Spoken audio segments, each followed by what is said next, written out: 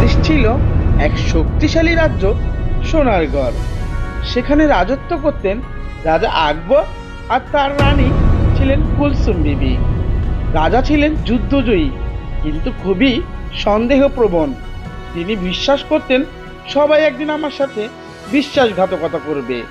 আর রানী ছিলেন দয়ালু, শান্ত এবং মানুষের হৃদয়ের খুব কাছের।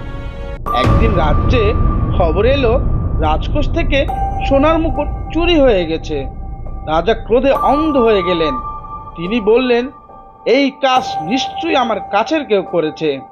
তিনি সন্দেহ করতে লাগলেন সবাইকে, মন্ত্রী, সেনাপতি, এমনকি রানীকেও।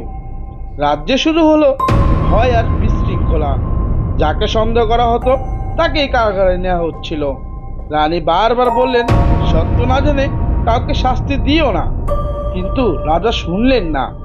এক রাতে রানী নিজের কক্ষে একটি পুরানো মানচিত্র খুঁজে পেলেন। সেখানে ছিল রাজপ্রাসাদের নিচে একটি গোপন সুড়ঙ্গ আছে।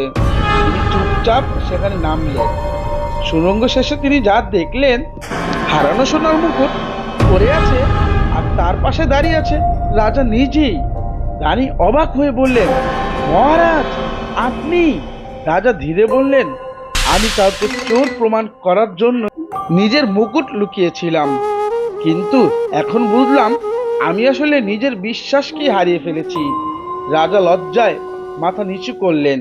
পরের দিন রাজা পুরো রাজসভায় ঘোষণা দিলেন, আমার অহংকারই ছিল আমার সবচেয়ে বড় শত্রু। তিনি বন্দীদের মুক্ত করলেন এবং রানীর কাছে ক্ষমা চাইলেন।